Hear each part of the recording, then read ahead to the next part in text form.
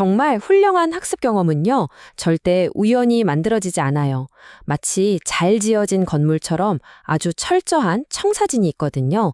지금부터 그 비밀의 설계도를 한번 같이 들여다볼까요? 이런 경험 다들 한 번쯤은 있으시죠?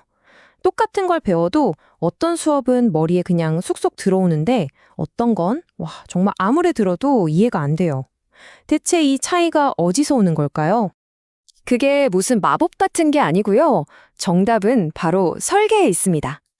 머리에 쏙쏙 들어오는 수업은요, 학습자가 가야 할 길을 한 단계 한 단계, 정말 꼼꼼하게 계획해 놓은 결과물인 거예요. 그러니까 이건 우연이 아니라 거의 과학에 가깝다고 할 수 있죠. 자, 그럼 지금부터 그 체계적인 설계의 핵심 도구, 바로 하위 기능 분석에 대해서 알아볼 거예요.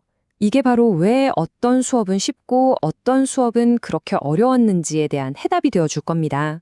하위 기능 분석이라는 게 뭐냐면요. 아주 간단하게 말해서 우리가 최종 목표라는 큰 건물을 짓는다고 생각해 보세요. 그때 필요한 벽돌들을 하나도 빠짐없이 하나하나 전부 찾아내는 과정이라고 보시면 돼요. 학습에 필요한 모든 재료를 찾아내는 게 핵심인 거죠. 이 모든 분석 과정은요, 교육심리학자 가네가 던진 이 아주 간단하면서도 강력한 질문 하나에서 시작돼요. 이걸 배우려면 그 전에 뭘 알고 있어야 할까? 바로 이 질문입니다. 이게 전체 분석을 이끌어가는 엔진이자 길을 잃지 않게 잡아주는 닷 같은 역할을 하는 거죠.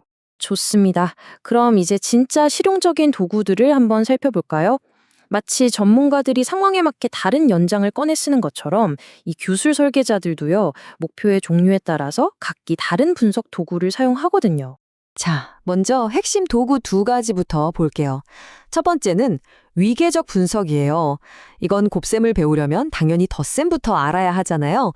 이런 식으로 지식의 단계를 분석하는 거예요. 딱 이거 전에 뭘 알아야 하지? 이 질문을 던지는 거죠.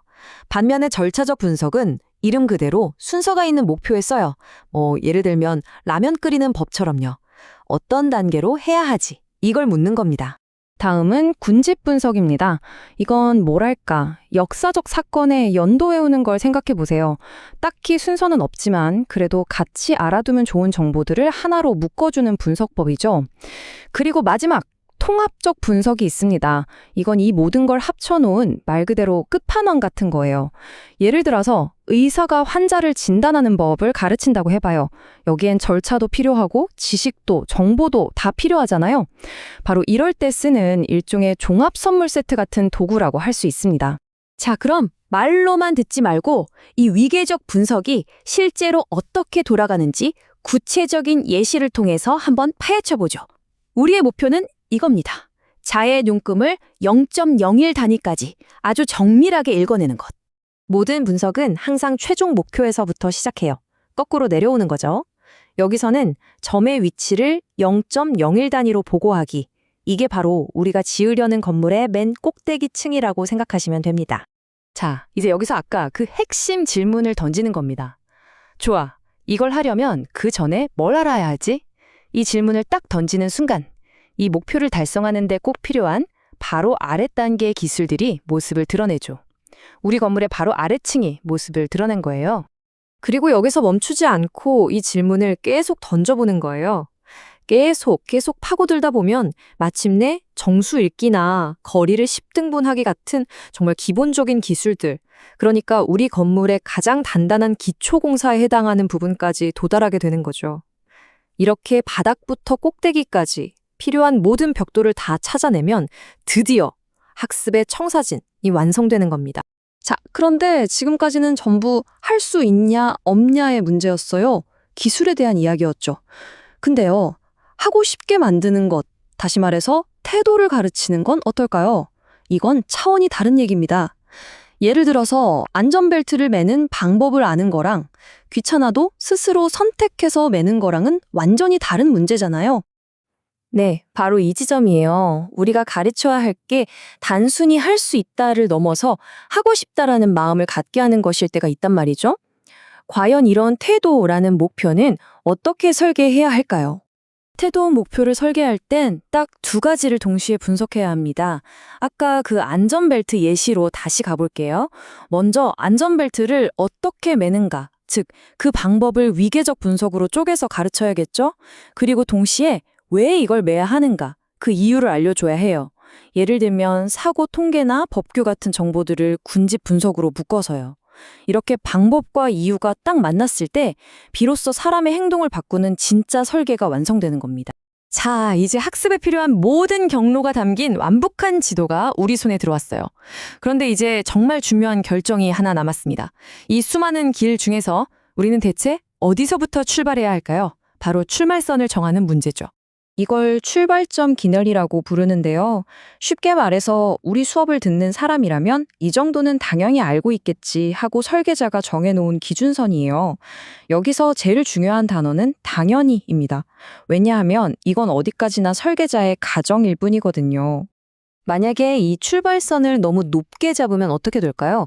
뭐 불보듯 뻔하죠. 학생들은 기초가 없으니까 당연히 수업을 못 따라오고 결국엔 길을 잃고 좌절하다가 에이, 나 그냥 안 할래 하고 포기해버리는 거죠. 그럼 반대로 너무 낮게 잡으면 괜찮을까요?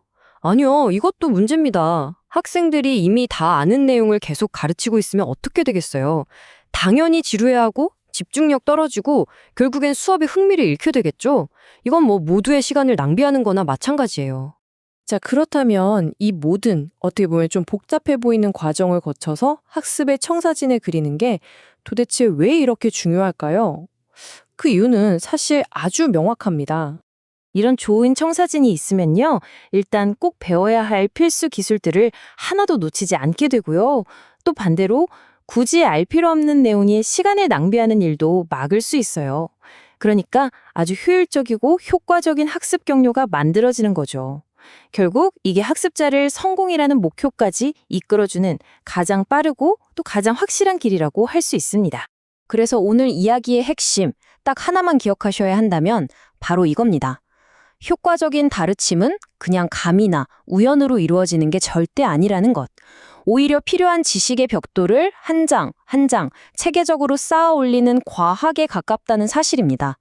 마지막으로 여러분께 이 질문을 한번 던져보고 싶어요. 여러분이 지금 아주 능숙하게 잘하는 일이 뭐든 하나 떠올려 보세요. 운전도 좋고 요리도 좋고 아니면 뭐 코딩도 좋습니다. 그 기술을 완벽하게 익히기까지 여러분의 머릿속에서는 과연 어떤 숨겨진 청사진이 그려졌을까요? 한번 곰곰이 생각해 보시면 정말 흥미로운 발견을 하게 될지도 모릅니다.